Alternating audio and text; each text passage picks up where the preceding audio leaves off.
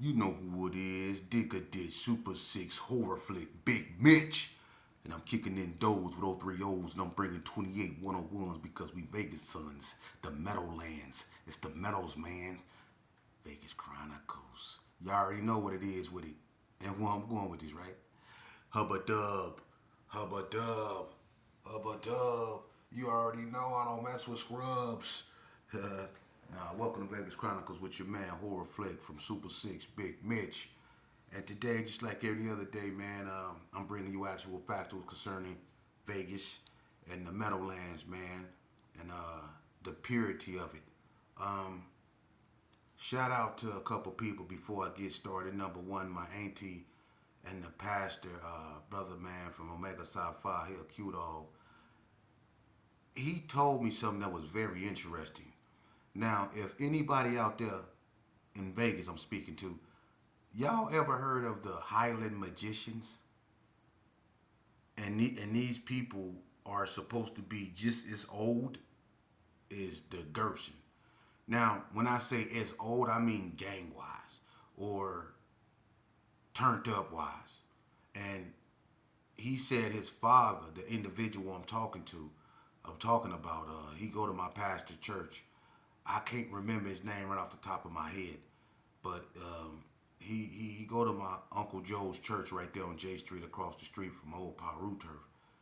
And he was telling me his father said he had a fight with my father, and that back in the days his father and his crew was known as the Highland Magicians, and that when my daddy then was doing their thing over there in the Gerson, that they actually was coexisting with them and was out at the same time. Now I never heard of no Highland magicians, nor do I know anything about that to be able to speak on that.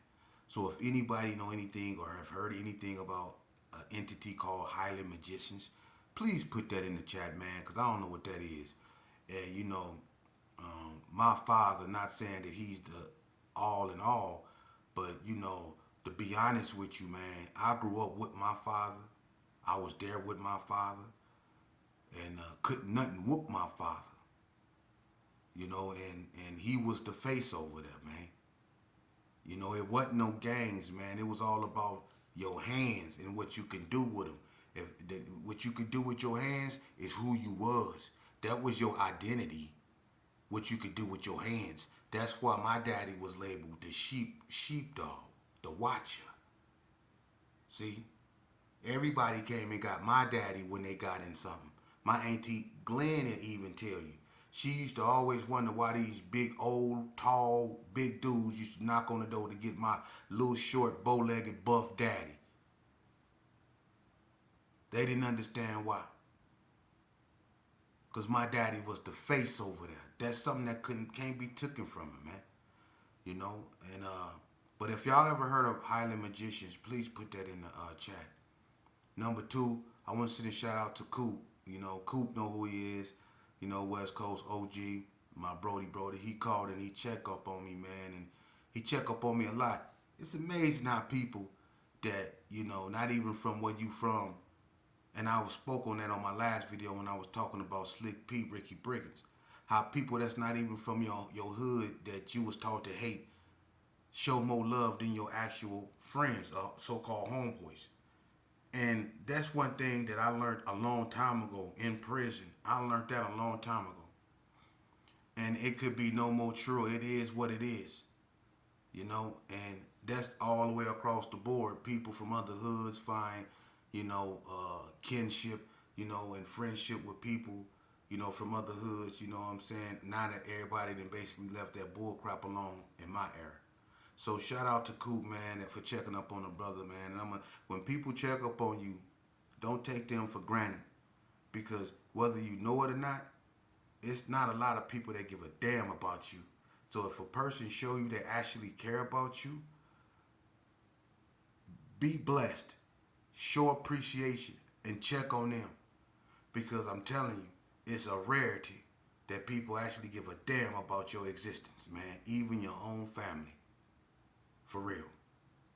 Now moving along. Today, I want to talk about, one more thing.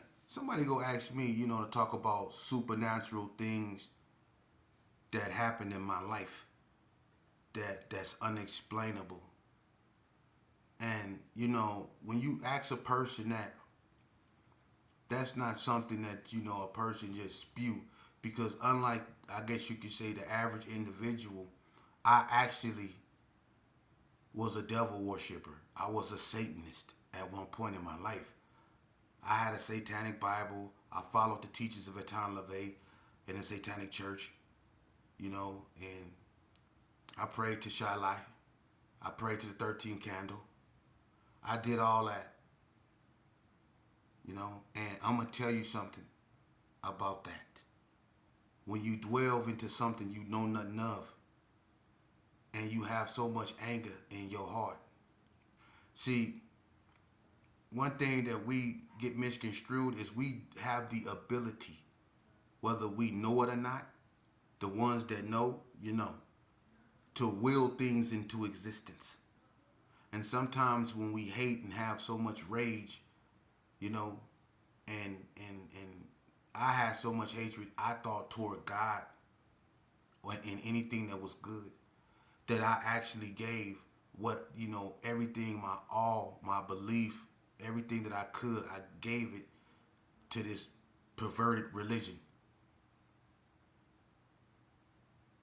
and rituals and doing things. I really couldn't do it on the street, but a couple guys, we I'm not gonna get into that, man. When you talk about supernatural stuff, I tell you this much: you don't play with that. Something will manifest that you can't fathom. Imagine seeing something for the first time that you never comprehend could exist. Just, you can't. But your worst fears that people that don't know about, your worst fears, is what it clings to and brings forth to get your attention. The things that you don't tell nobody, your inner fears, we all have them, that we don't talk about. Yeah. See? And that's what manifests your worst fears. Leave that type of stuff alone. It's been a couple times when I've witnessed, experienced incidents where things that I can't explain happened to me, like the night I caught my case. I'm gonna tell you something. The night I committed my crime, and I'm not going over that because, I'm not proud of that, and I had no right to do that. But that night I was full of PCP and Mad Dog, and I don't know how many sherm sticks I smoked. I didn't count them. I was with a group of dudes, man, and we was just drinking and smoking. I was drinking white port that night. I was so gone off sherm and liquor, I didn't know where I was. That's why when dude was slamming me on the car at the Cotton Club, I couldn't really do nothing. I was intoxicated. But I got so mad that happened to me, that when I was in a car with a certain individual going to get my gun, when I got to my destination, this cat drove off and left me. My own homeboy. When I ran in the house to get my, he drove off, just to show you, your homeboys ain't your homeboys. He seen what just happened to me, but when I went to go get my thing and things was about to get real gangster, he drove off real fast. Drove off real fast. Didn't you, Jody Mack? He was gone, huh? He was gone. Yeah. It's old. I did 20 years for it, so it ain't, it's old. But I'm going to tell you something. After I was on my way, because we shot up Donner Street, when we was on our way back, I did not know why, where my victim stayed. I did not know where he stayed like that. I didn't. I was intoxicated. I was out of it. But it was this voice that kept whispering in my ear. And it was like all of a sudden something took over me that I can't explain. I was on point on everything I did. I swear to God. It was like I knew where to go. My leg, I was limping because I was fighting. And that dude, and I had a big, uh, uh, like a chunk of meat was missing off my knee. And I was like limping real bad. But all of a sudden I didn't feel that. My elbows was swollen and bleeding from being slammed on every kind of parking lot. So all that went away. And all of a sudden I just was on point. All I wanted was revenge. And it was like I knew where everything was. I did not know where that dude stayed. I swear I raised on my dead daddy. I didn't. But at that moment, I was so mad because when we shot up Donna, I felt that wasn't enough. And I was so mad that I got my ass whooped that I let something take. I swear to God, you can say what you want to say. I was listening to In Too Deep. I never forget it. Mr. Scarface for the 9 deuce. Niggas pack a 9. Fuck you, bitch, I pack a 9 2 millimeter Ruger for you hoes that wanna check nuts. You pull your shit, I pull my shit. Come nigga, now let's check nuts. Born a hustler, raised a hustler, never gonna stop trick. I was listening to that, and I knew where that boy, and I just went and I did all that. But I'm gonna tell you something. When the deed was done, that feeling that I had, it was like that. I guess you could say courage.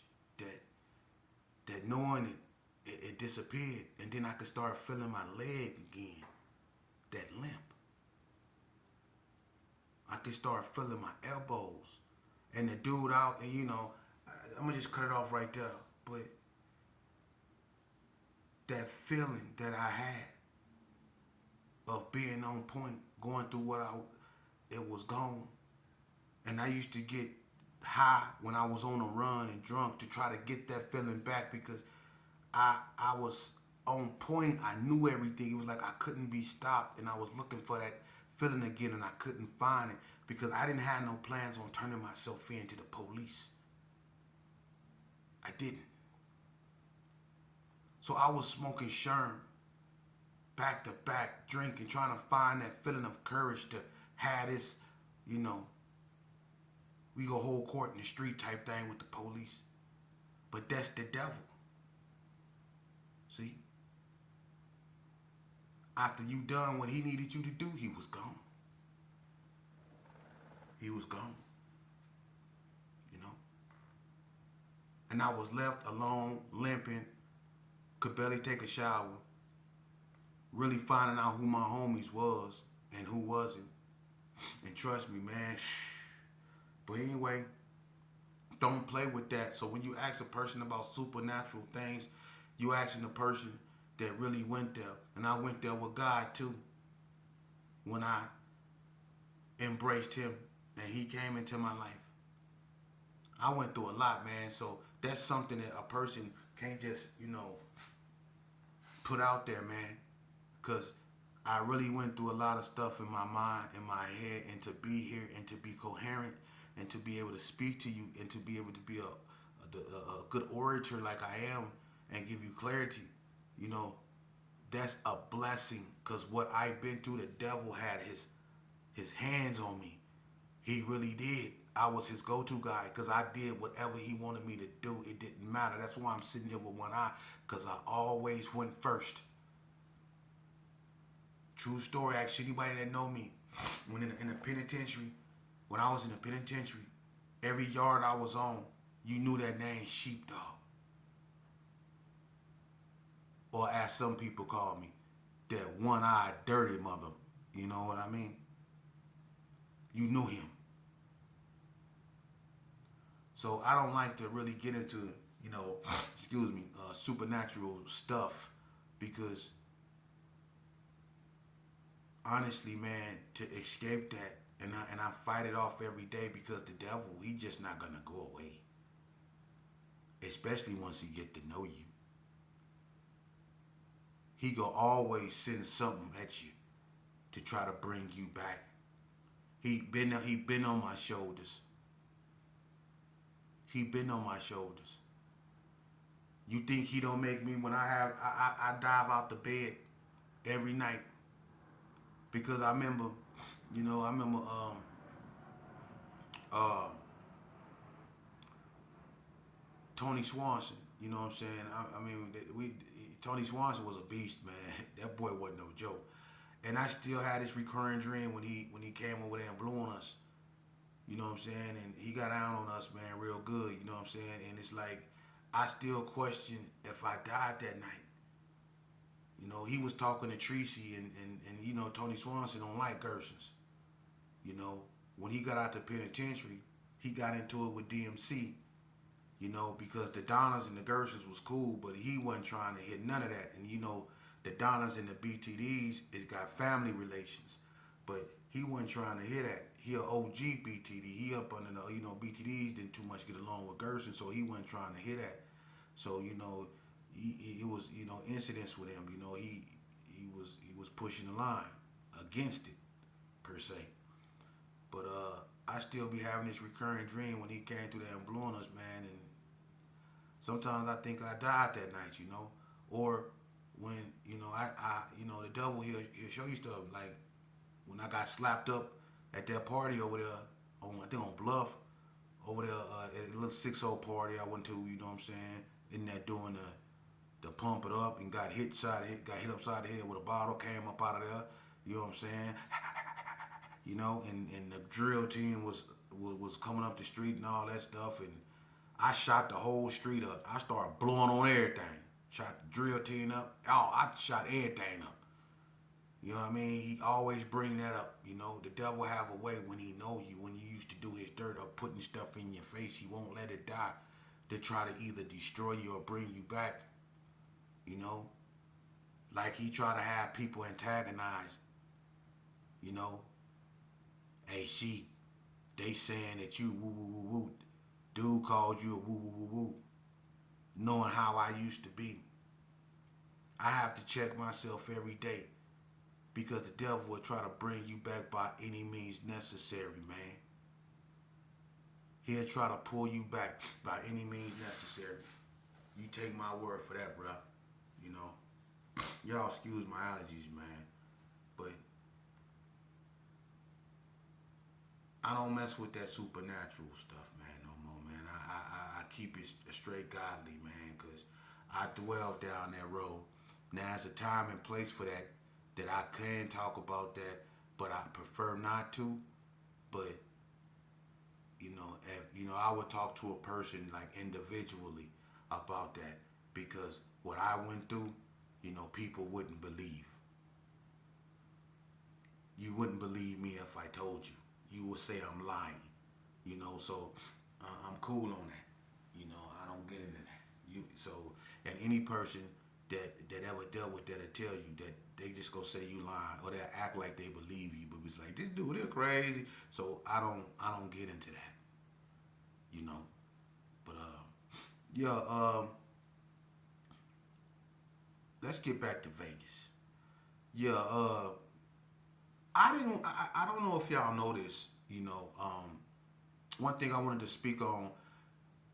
Did you know that the heartbeat of Vegas? Anybody that's a Vegas baby, a 530 baby, know that the heartbeat of the black community in Las Vegas is in what is now known as blood turf. Okay, now the Moulin Rouge, was built in 1955, I think, May of 1955. Okay, but what people don't understand is that the Moulin Rouge wasn't just the beacon of the historic West Side. That it wasn't just the Moulin Rouge, because 2 months after the Moulin Rouge was put up, the Town Tavern was built in July. And that's where people went to perform and do things too. So the Town Tavern is just as old as the Moulin Rouge. Jackson Street is one of the oldest streets over there. 8th Street. Just like Marble Manor was built in the 50s. That's the oldest projects. Blood Turf, what is now known as Blood Turf, is the heart of the black community in Vegas. It always has been. Anybody that know history know that the development of the black community started in Blood Turf, really. That's where it is. Growing up, everything was on Jackson.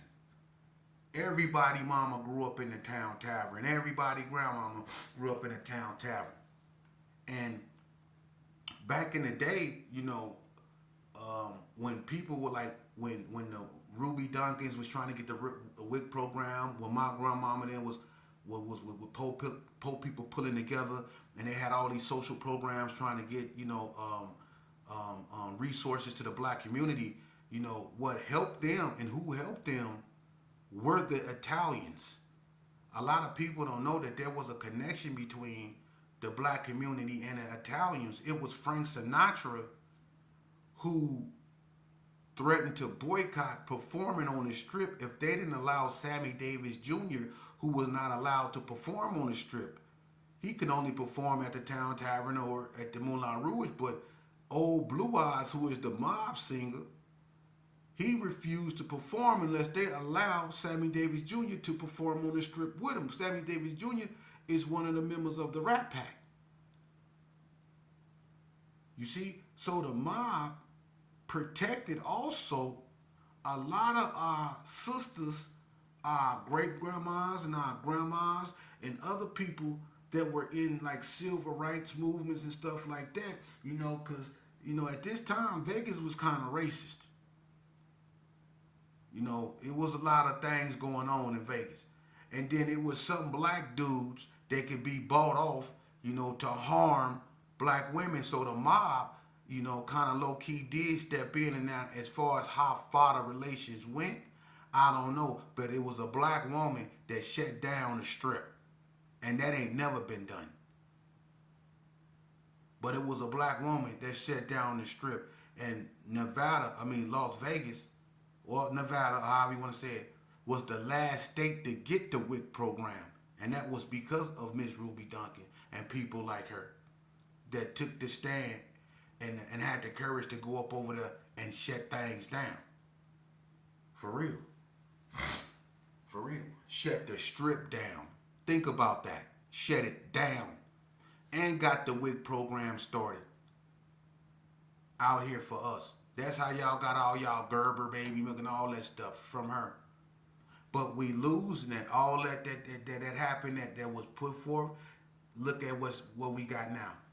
We got youngsters that don't want to hear nothing. We got youngsters that don't give a damn about that. It's all about the bag and the glamour. You know what I'm saying? Trying to get record deals, trying to become YouTube sensations like Crip Mac. Fight, Crip! You trying to do that, huh? Everybody want to be sideshows to get famous. Ain't no way in hell I would sell my soul for no YouTube money, man. Ain't no way in hell I would sell my soul for the vanity of fame. Now, when I was talking to Coop last night, man, we was talking about how these youngsters ain't trying to hear what I'm saying. That they gonna continue to do what they was doing, and he brought up the situation, and let me just say this. It was a 14-year-old child and a 17-year-old child. And I guess the 14-year-old child had a gun. And the 17-year-old child had a gun. And I guess they were supposed to meet up and, switch guns or whatever. I don't know. But what ended up happening is, I guess the older guy tried to take the younger guy's gun instead of trading it or buying it or whatever. And in the midst of that, the younger guy ended up killing an older guy. A 14-year-old ended up killing a 17-year-old. Then allegedly went and told on himself on Facebook, basically. So my thing is, that's what we dealing with now. I remember when I was growing up, even though I got into the gang banging thing, and the irony of this, when I was growing up, when I used to meet up with people, I started banging when I was 10 years old. But I had somewhat of a childhood. But when I used to meet up with people, you know what we used to trade? I'm gonna be honest with you. And they used to use this as a disrespectful word to disrespect the neighborhood that I come from. I used to meet up with people to trade garbage pail kid cards. And they used to call Gersons. That was one of the first diss names of the GPKs, garbage pail kids. They used to call us garbage pail kids. And I used to be a little kid meeting up with other kids trading garbage pail kid cards. See, that's what we did when we was young. We didn't mate up and trade guns. Even though I started early in this gang life, we didn't do that. We have a serious problem. But like Coop say, man, these youngsters ain't gonna listen. Well, that's the thing. They don't have to listen. They don't. You know why? Because all we need is one.